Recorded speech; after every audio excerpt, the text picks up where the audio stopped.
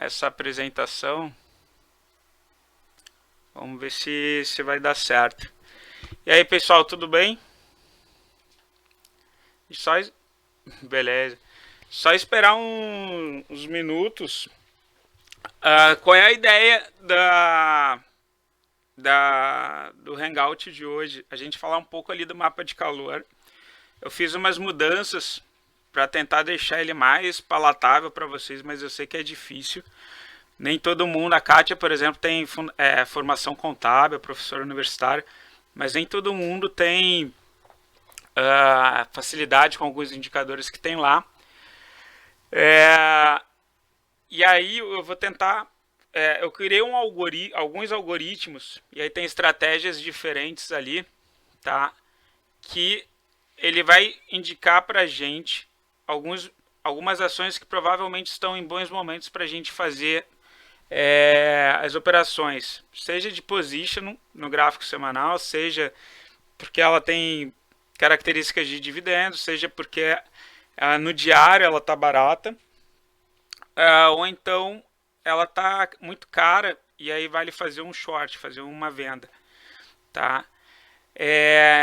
Só que eu queria falar hoje de um setup, tá? Que ele ajuda a gente a fazer melhores entradas, né?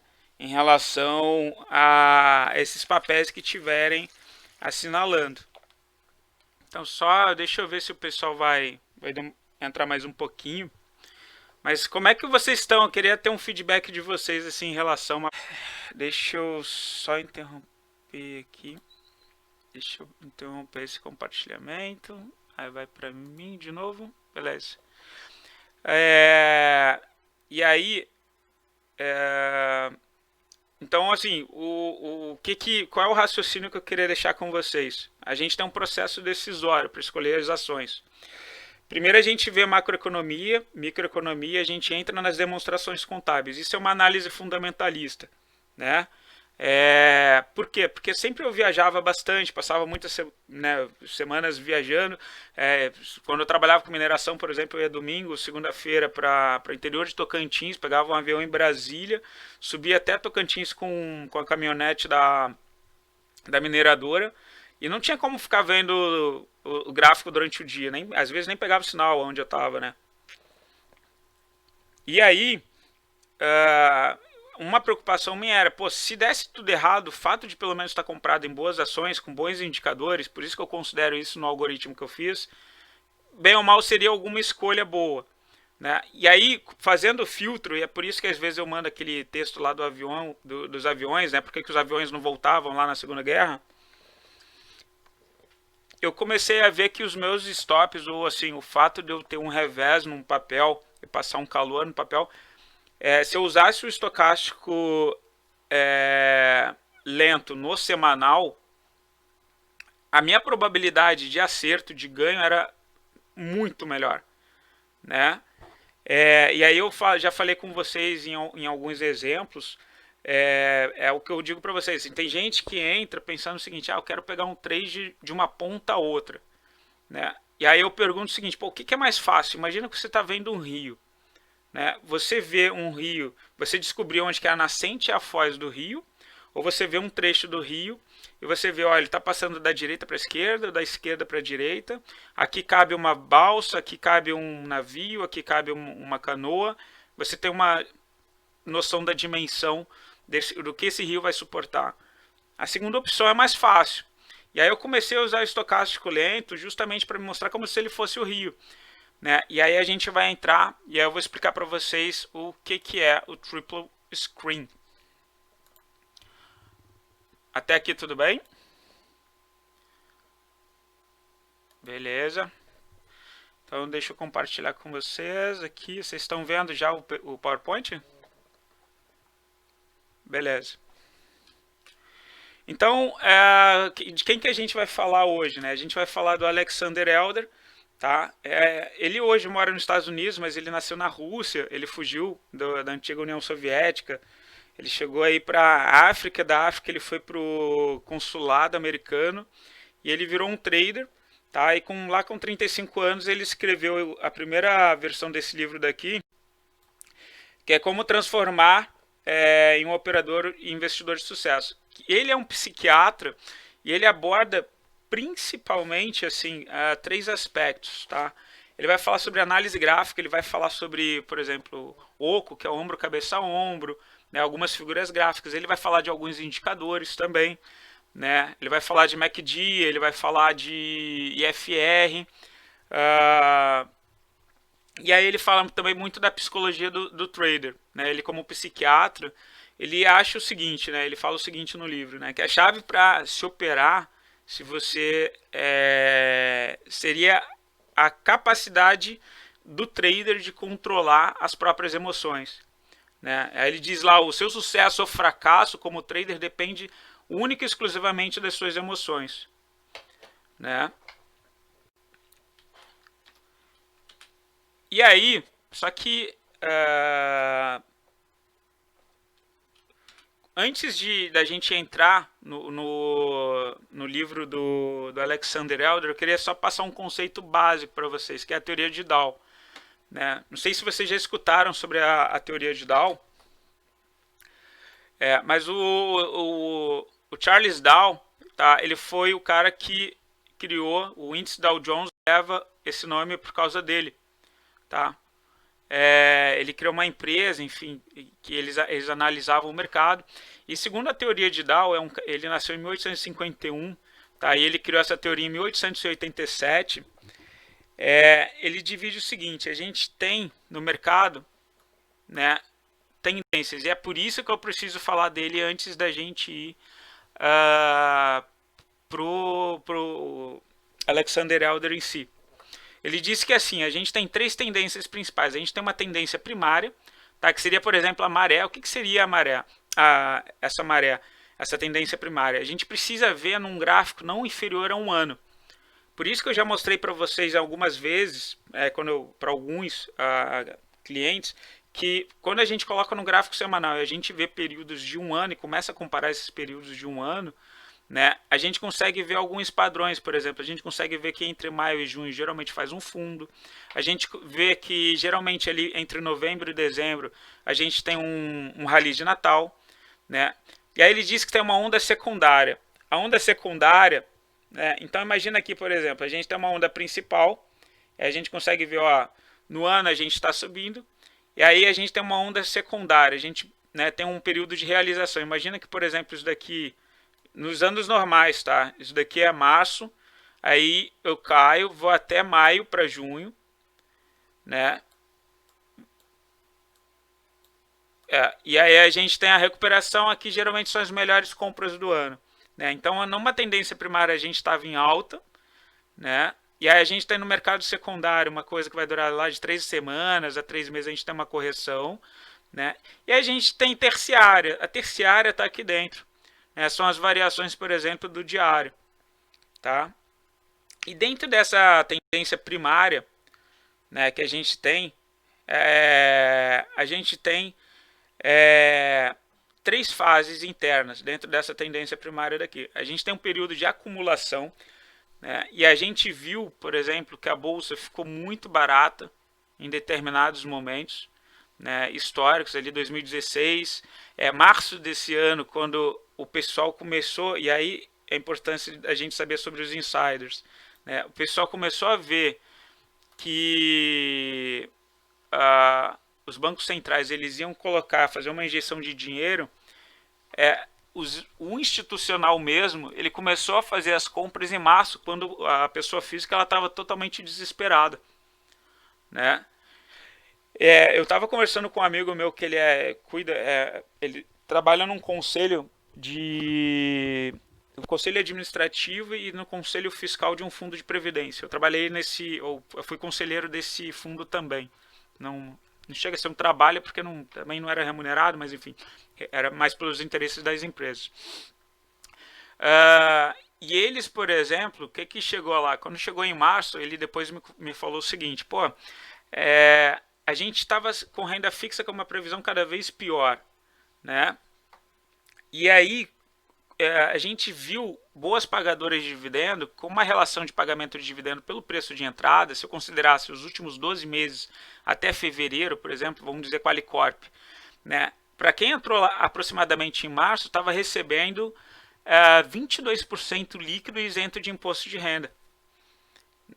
Né? Então eles foram lá e compraram um monte das ações boas pagadoras de dividendo. Né? Depois vem o que? Vem a gente, a sardinhada. Né? A sardinhada vai ver a média de 9 passou para cima de 21 e passou para cima da média de 40. Vou entrar porque de fato fez fundo, não quero perder essa entrada. Né? Então entra o pessoal aqui. E aí depois, né, na terceira fase, a gente tem a distribuição, que aí eu até brinco com vocês, o melhor indicador gráfico é a euforia do mercado. Né? Quando chegou, coisa de 2 semanas atrás, eu vi que tinha uma influencer digital soltando vídeo que estava entrando na bolsa, que estava acompanhando fulaninho de grupo lá de traders, não sei o que. Eu falei, putz, já está uma euforia muito grande isso daqui. Né? E eu me lembro até hoje, por exemplo, Bitcoin. Eu estava em férias em Santa Catarina, e aí ligou um amigo meu, delegado de polícia aqui no Rio Grande do Sul. Nunca investiu, nunca falou comigo sobre investimento, sabia que eu investia. A gente falou por alto, sim. Aí ele falou, Felipe, acho que foi 2016, dezembro, assim, ou 17. Felipe, que você acha de eu comprar Bitcoin? Eu falei, cara, é um mercado que eu não gosto, o Uri gosta, né? O Fernando, o analista lá da empresa. Mas enfim, eu acho que está muito esticado, porque está saindo tudo que é lugar. E eu me lembro que um cara da Band, ele criticando o Warren Buffett, ele falou o seguinte: o Warren Buffett falou que ele não investia porque ele não via liquidez, não era uma coisa que ele entendia e que usasse. Né? E aí o jornalista da Band falou: ele é um senhor de idade, de repente ele precisa se adequar aos novos tempos. Né? E aí você vê 2016 ali, 2017, foi o topo histórico do Bitcoin, depois ele despencou. Né? Então a gente precisa, né, entender então sobre as tendências. A tendência primária é a gente acompanhar o gráfico no anual, diminuir, ir para um secundário para a gente ver o que está acontecendo com a semana. Né? E existe a terciária que a gente vai ver dentro do diário. Até aqui tudo bem? Pessoal, estão vendo? Beleza, vou continuar. E aí a gente chega no triple screen. O que o Alexander Elder ele fala? Sabendo dessa questão de tendência, tá? Sobre a importância das tendências, ele fala o seguinte: eu vou precisar então escolher 3 tempos gráficos principais, tá? Para a gente poder fazer escolher o melhor momento, tá? O melhor momento de entrada. Né? Eu vou falar depois sobre o processo de tomada de decisão dele, mas ele fala o seguinte: o trader só deve entrar em uma operação se houver um crivo dos 3 tempos gráficos. Se os 3 tempos gráficos, por exemplo, eles estiverem sobrevendidos, né, estiverem baratos, né, mas sei lá, o mensal dentro de um ano, né, o semanal dentro de um ano, o gráfico da semana já chegou a uma extremidade pelo oscilador. O diário também está extremamente barato. Né? Eles dando crivo, a gente pode fazer uma entrada. Eventualmente, a gente vai escolher outros tempos gráficos. Você vai fazer day trade ou um swing trade curto, tu vai diminuir o seu tempo gráfico. De repente, pode ser o semanal, o diário e o 60, que muitas pessoas usam. Né? Pode ser deixa eu apagar isso aqui. Pode ser o de 4 horas, que eu gosto de usar, nem todo mundo usa. O diário e o gráfico semanal. Ficou barato no semanal, o mapa de calor vai te dizer que está verde. O diário está te dizendo que está verde. Eu vou para dentro do 4 horas, né, e tu faz uma compra, e aí a gente vai ver quando que a gente faz essa compra. Tá? Então, a teoria do triple screen, do Alexander Elder, fazendo um sumário, né, apanhado, é você tentar pegar o melhor momento de entrada. Então, por isso que eu acho importante e tem super a ver com o mapa de calor. O mapa de calor ele te mostra quando que o papel está barato, né, quando tiver verde, quando os indicadores contábeis estão baratos. Eu criei um algoritmo então que ele mostra com um check verde que tem uma pontuação suficiente para dizer assim, ó, eu acho que está numa região legal. Aí o cliente ele vai lá e ele vai escolher dentro de um triple screen, né, o que ele quer, onde que ele quer entrar. Se é uma pessoa que trabalha muito, por exemplo, não vai perder muito tempo ou não quer perder muita energia com isso, ele vai pegar, né, o semanal dentro de um ano, né, ou até mesmo o gráfico mensal, vê o semanal, se o semanal ficou barato pelos osciladores, coloca no diário e vai descendo todo final do dia, por exemplo, pela máxima do dia anterior, né. Eu, quando eu operava, viajava muito, passava a semana viajando, eu colocava minhas ordens apenas no domingo. Domingo ou segunda de manhã, ia viajar, voltava na semana para ver se tinha pego, por exemplo. Né?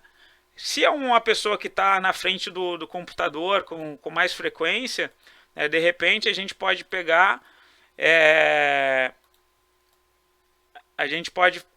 e escolher outro tempo gráfico. A gente pode pegar o de 4 horas, não quero ficar tanto tempo no computador, diário, né, e o semanal. Se os três estiverem em condição, né, aí eu vou entrando pela máxima. A gente vai ver agora isso, como que é a escolha da tomada de decisão.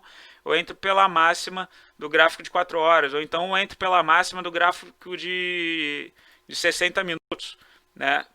Esse daqui geralmente é o mais utilizado. Se for um cara que tem muito tempo para ficar na frente do computador, pode ir para 15 minutos, né? Por exemplo, tá? Então, até o que ele fala, o que o Alexander Elder fala nesse processo de tomada de decisão, né?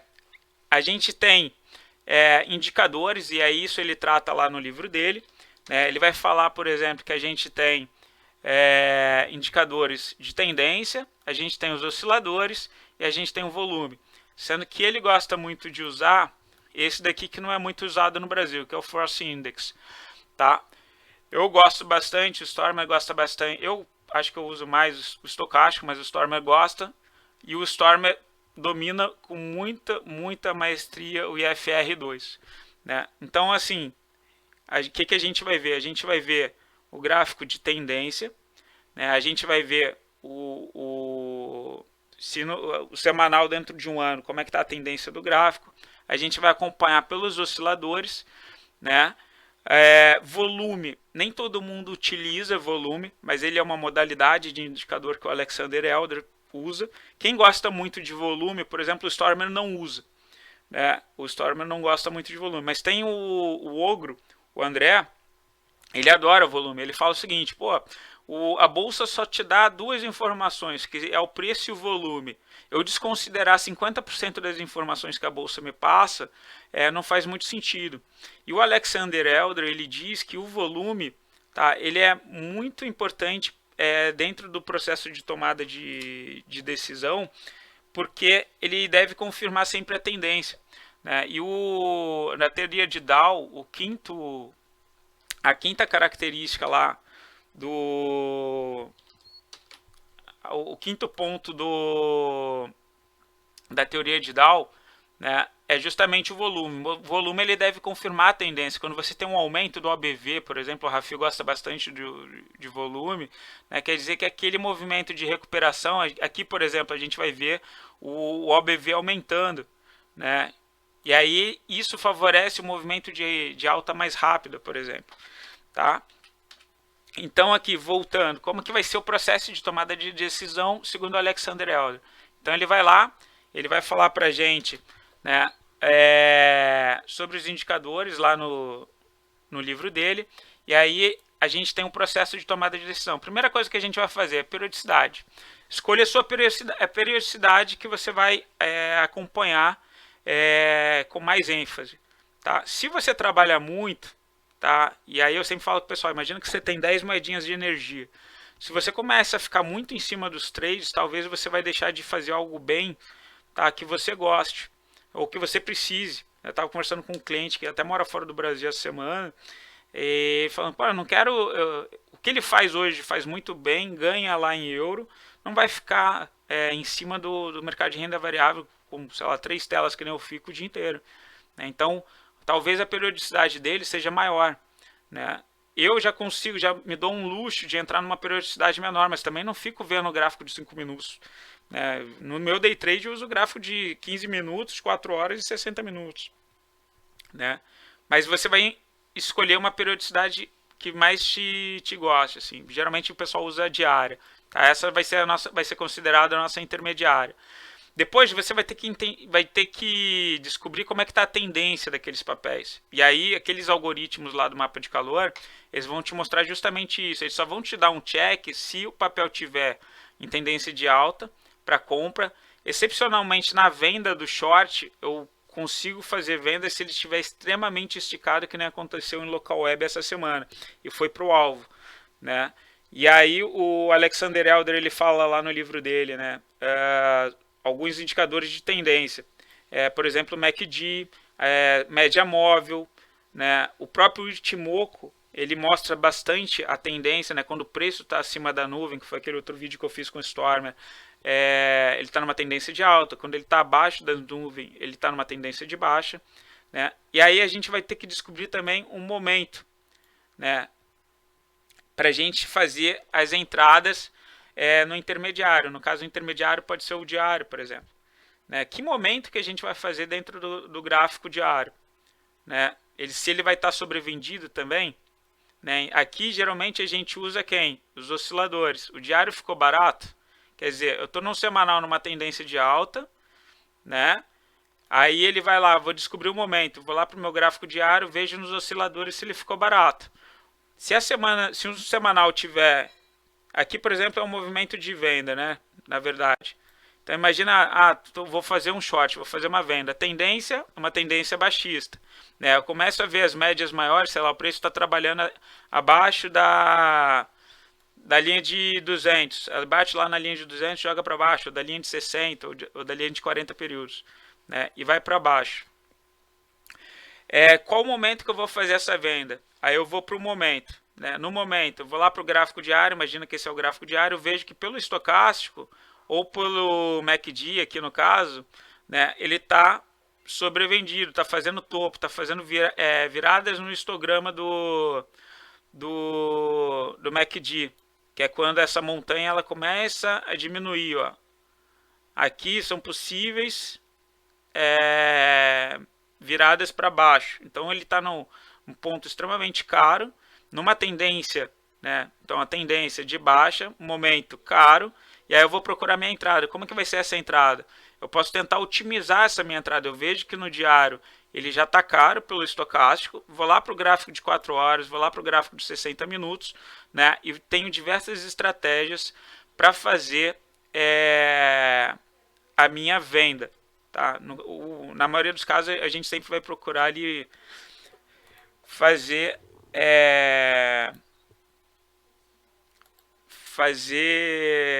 compra, na maioria dos casos. Eu só coloquei uma estratégia de venda. Né? Até aqui tudo bem? Alguém? Deixa eu ver o chat, se alguém está falando alguma coisa.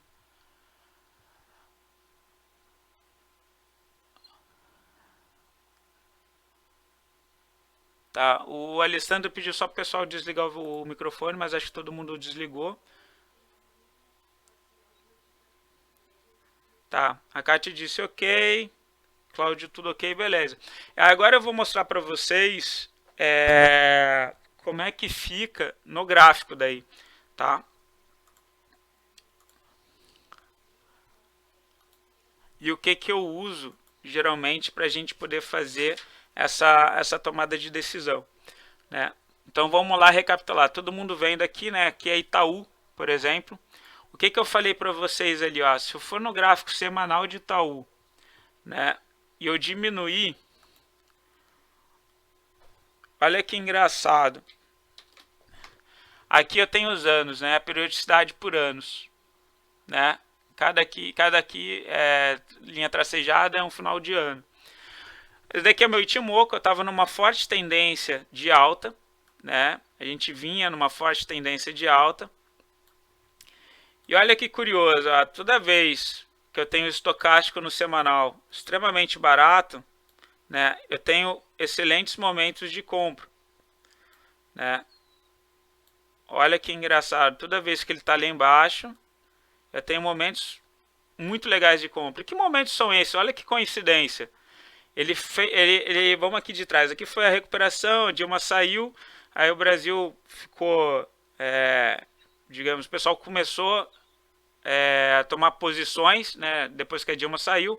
Aí a gente entrou num rally de Natal atrasado. E aí a bolsa, olha que interessante, ele geralmente faz um topo em fevereiro, né? Volta um pouquinho de março, tenta esse topo em abril e caiu em maio. Chegou maio para junho, a galera comprou, né? Foi lá, levou lá para cima, véspera de rally de Natal, entre novembro e dezembro, que já foi um pouco mais tarde, porque o pessoal segurou as compras, mas entre novembro e dezembro, a gente entra no segundo rally de Natal. Chega lá em fevereiro, faz um topo, né? Tenta testar esse topo de novo lá para abril, né? E faz um fundo aqui entre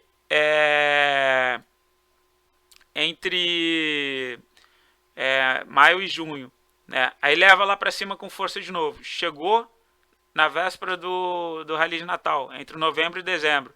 Ele faz um segundo fundo, a segunda melhor compra do ano, né? Levou lá para cima, levou lá para fevereiro, tenta esse topo de novo ali para abril, caiu bem forte, maio e junho, pegou suporte na nuvem, né? Deu novas compras de novo. Chegou aqui em cima, né? Voltou um pouquinho, lá para novembro de novo. Tá vendo? Então a gente tinha uma tendência de alta, né?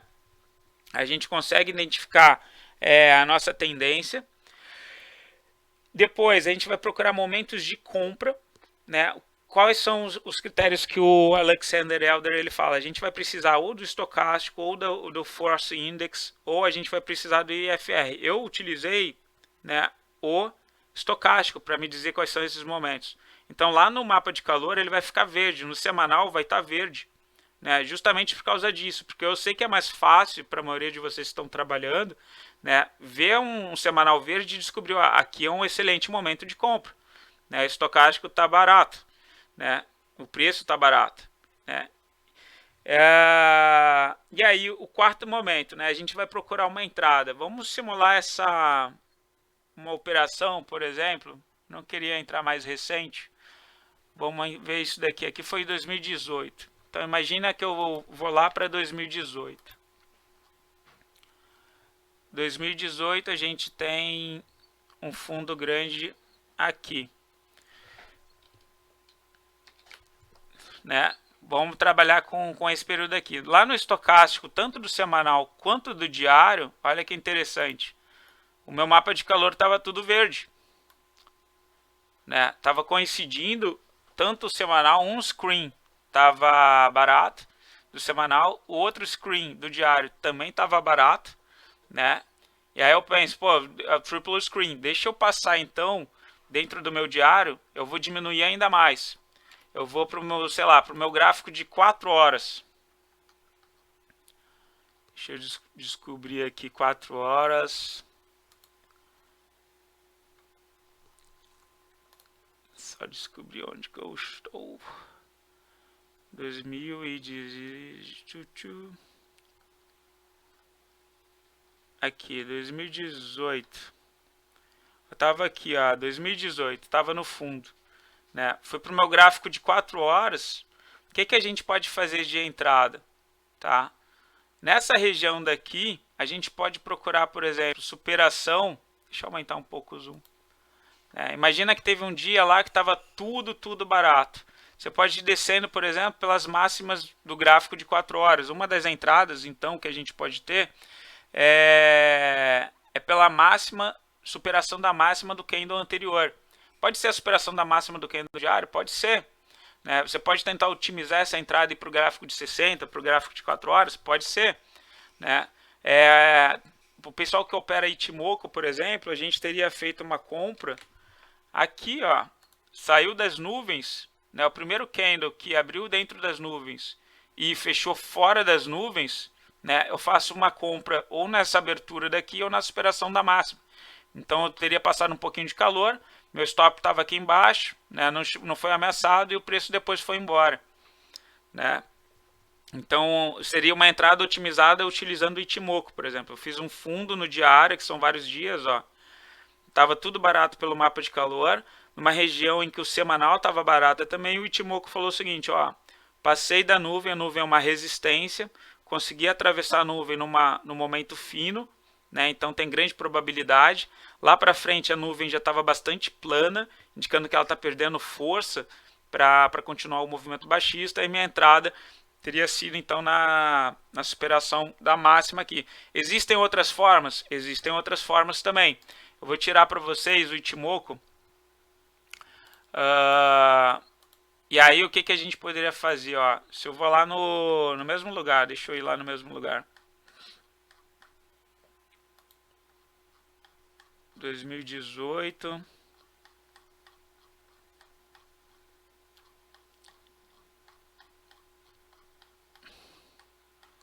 Aqui. A gente estava aqui, a gente fez uma comprazinha por aqui. Ele chegou a fazer um fundo aqui no junho, né, de 2018. Eu poderia ter usado, por exemplo, um outro indicador. Imagina que você está no diário, né? Deixa eu voltar lá de novo. Junho de 2018. Então eu estou aqui no diário. Você poderia... Outras sugestões que o Alexander Elder dá, tá? A gente poderia ter colocado... Deixa eu ver algum aqui. Deixa eu ver se tem o SAR aqui. Poderia ter usado Parabolic SAR, por exemplo. O Parabolic SAR você consegue colocar configurações. Depois eu vou falar sobre esse indicador, mas seriam esses pontos brancos aqui, ó. Então voltando lá em 2018, junho, né? A minha entrada seria aqui, ó. Tinha um pontinho branco aqui quando foi formar esse candle. A minha entrada seria aqui, né? Nos fundos do diário, né? E depois eu tive uma super explosão de alta. Seria mais ou menos aí, o cara chegou a ter 17% de lucro. E aí outra coisa que eu coloco para vocês, né? O exemplo que eu falei ali do Rio, né? Você vê um estocástico extremamente sobrevendido no diário, acionou, né? A gente viu um momento, que é o momento que ele estava barato. A gente tem algo que aciona a entrada. Depois eu vou tentar colocar um high-low ali, mas tu faz a entrada, né? Então tu entrou no meio do rio, tu não precisa adivinhar o topo dessa entrada, o topo do movimento, né? Se você pegar, por exemplo, 8% de alvo, né, você não precisa pegar os 17% de alvo, né?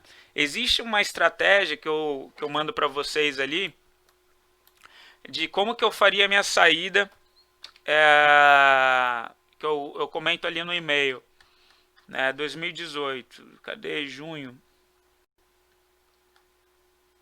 Junho de 2018. Como é que seria a minha saída? O primeiro candle que fechar abaixo, tá, da média de 9, essa linha tracejada aqui é a média de 9. O primeiro candle que fechar abaixo, eu coloco o meu stop logo embaixo dele, né? Então, provavelmente, eu teria feito a minha saída ou aqui. Esse candle fechou abaixo da média de 9, eu teria saído aqui. Então eu entrei pelo SAR, né? Vou sair no primeiro candle que fechar abaixo da média de 9, né? Você pode utilizar o próprio SAR para fazer a tua saída, tá? Quem utilizou SAR para fazer a saída aqui saiu melhor, né? Você pode utilizar outros indicadores. Deixa eu ver se eu acho o high-low aqui. High-low como é que fica, ó?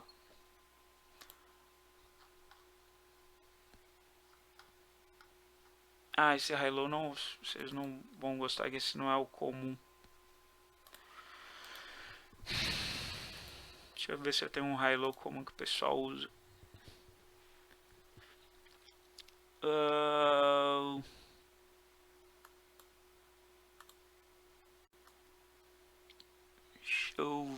Deixa eu ver. Acho que aqui eu não tenho. Tem o Renko, não. Renkinashi. Tem um método japonês que é o Renkinashi também, ó. Esse daqui eu gosto bastante. É o momento em que você tem a mudança de cor. Você tem tanta entrada, em vez de ser pelo SAR, tu coloca a entrada pela mudança do candle.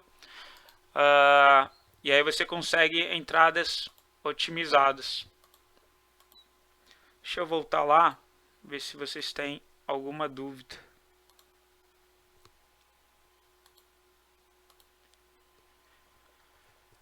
Tudo ok. Cláudio, Felipe, eu gosto de usar duas médias, exponencial de 10, sendo uma delas deslocada em 1, candle. Fechou abaixo da média, próximo stop para mínimo. Eu acho legal a utilização de média, tá? Quem me conhece, assim, eu uso muito 9, 21 e 40, tá? Mas eu gosto muito do Ichimoku também, né? Eu tenho muita gente, até tá aí na live, o senhor Luiz, a senhora Tanabe, o Wagner está aí também. Eles sabem que eu gosto bastante de Ichimoku. Ficou alguma dúvida, pessoal? Entenderam? Então, basicamente, assim, recapitulando, né? O mapa de calor, a gente filtra desde as notícias, né, sabendo o que está acontecendo com a macroeconomia, microeconomia por setor. Eu consigo ver as demonstrações contábeis, quais demonstrações contábeis estão boas, né? E aí a gente vai para o momento, né? Em que momento semanal está barato, em que momento o diário está barato, se tiver barato vai estar verde, né? E aí o Alexander Elder ele fala o seguinte, ó, você pode tentar melhorar a sua entrada utilizando o triple screen. O que você vai fazer? Você vai ver no semanal se está barato, vai ver se no diário está barato, e de repente você vai diminuir para um tempo gráfico ainda menor, pode ser 60 minutos, 4 horas, e aí você vai estabelecer formas que você vai entrar. Você vai utilizar o high-low para entrar, você vai utilizar o SAR. O Cláudio está falando de média móvel, tem uma entrada, inclusive, para o Ichimoku, que é esse daqui, ó. Deixa eu mandar aqui, ó. Uma janela, deixa eu voltar, ó. Eu sou daqueles que acham que várias teorias do Ocidente foram copiadas do Japão, tá? Deixa eu diminuir. Essa daqui, por exemplo, é de média. Vamos ver essa daqui de médias 9. A de média 9 móvel é quando o candle, aqui por exemplo, ó. Deixa eu. Tá vendo esse candle aqui, ó? Que ele tem uma superação, ele fechou acima da média de 9, né? A média de 9 virou para cima. Quando a média de 9 virou para cima, a gente já pode pensar em fazer compra e tomar posição. A média de 9 virou para baixo. Quando a média de 9 virou para baixo, eu vou fazer o stop no candle seguinte, a virada da média de 9. Tem uma operação parecida, que é anterior a essa estratégia da média de 9, que é dentro do Ichimoku. Deixa eu tirar isso daqui, senão vocês vão me matar a quantidade de indicador aqui. Deixa eu tirar. Ó, Parabolic SAR, a TR é outra entrada também, High-Low, Smoothed, Regression, Super Trend,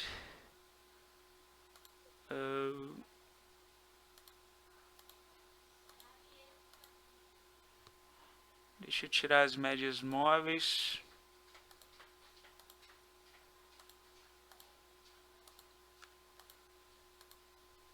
Tá. Por exemplo, no Ichimoku, a gente tem uma estratégia de venda que é quando a Tenkan, que é a média mais rápida, ela vira para baixo, né, a gente pode pensar em fazer vendas. Ou quando ela vira para cima, né, a gente pode fazer tomadas, né, de posição. Aqui seriam alvos curtos, porque a gente ainda estava embaixo das nuvens, a nuvem oferece resistência, né. Aqui ela já pode ser mais forte, porque a própria Tenkan, a Ticospan, que é a linha de fechamento atrasada, ela cruzou os preços, né? Então, como ela desceu com força, virou para baixo com muita força, a gente poderia pensar em tomar posições na venda aqui, por exemplo, né? Isso daqui é Itaú no diário, né? Isso é uma outra estratégia. Então, a gente tem high-low, a gente tem SAR, tem a virada de média, né? Tem a superação ou perda de mínimas, né? A superação da máxima, virou para cima, superou a máxima, tomei posição, né? E aí a gente sabe o, o, o momento, a centelha, né, que vai dar a nossa entrada. Beleza? Deixa eu ver aqui, Cláudio. E eu uso essa estratégia para conduzir e sair do trade.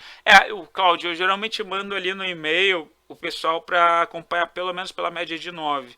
O Busy, ele tem um estudo estatístico que se você fica sobrevendido, por exemplo, no semanal, né, você vai para o gráfico diário, e aí o primeiro candle que fechar, quando o semanal já estiver caro, e no diário, o primeiro candle diário que fechar abaixo da média de 9, coloca o stop ali embaixo, que se perder ali, provavelmente ele vai começar já a fazer correção. Ou vai fazer aquela consolidação em topo, vai fazer um topo duplo, vai fazer um cup handle invertido, né? A parte da xícara e o handle depois e acionar, fazer venda, ou até um oco, né? Um ombro cabeça a ombro, aciona e aí vira para baixo, né? Pessoal, acho que é isso que eu tinha para falar. Tá aberto aí para perguntas, para o pessoal sugerir alguma coisa. Alguém quer ver alguma coisa? Acho que era Itaúsa, acho que eu coloquei YouTube, mas tanto faz. Alguém? Alguém? Alguém? Que aí eu vou encerrar por aqui. Eu vou. Pessoal que chegou mais tarde, eu falei sobre o mapa de calor, deixa eu só